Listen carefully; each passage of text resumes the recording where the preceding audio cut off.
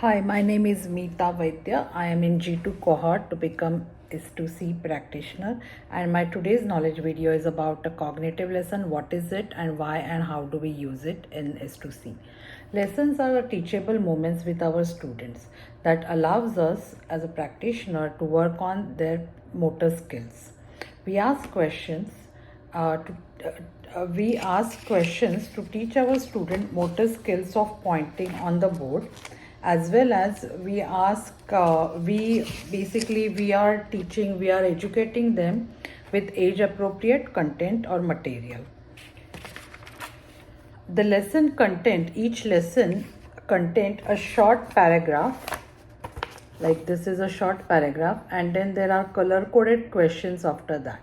Green questions are either spell words or known questions. They are bread and butter for us when kids are in acquisition phase.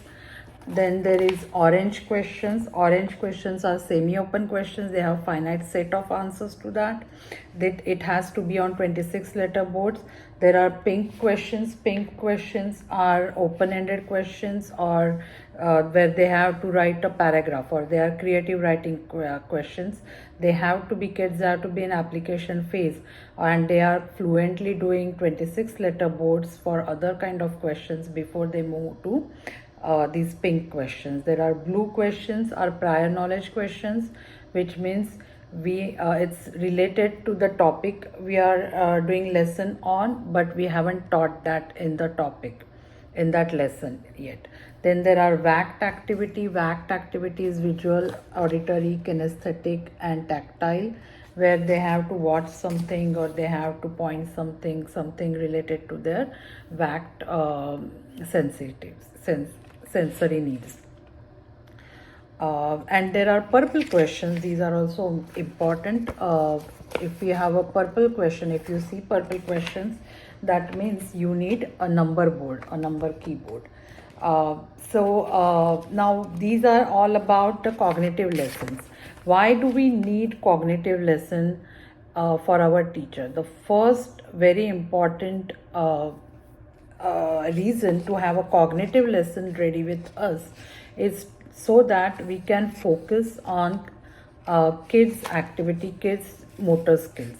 These cognitive lessons are so structured that as a practitioner then we can focus teaching kids motor related skills. Now let me give you an example. Here is a book which is, my son is 15 years old, and this is Roger Federer's biography. I mean, he can read this age appropriate. This is age appropriate for him.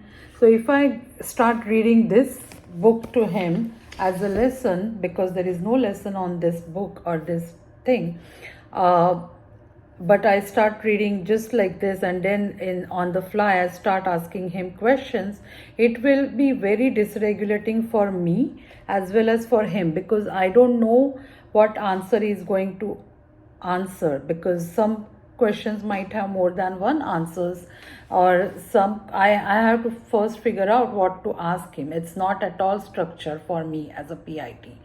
So that's why it is very important to have a structured lesson in front of you with color coded question answers, so that you have answers in front of you. You are not struggling, you are not dysregulating, and that helps your child to focus, and you also to focus on him.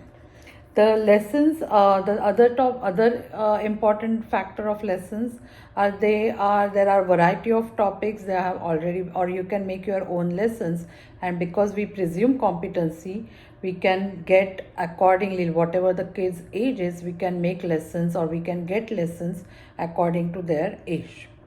Again, we do cognitive lessons not to measure their comprehension or not to measure their knowledge, but we do these lessons to teach them motor skills.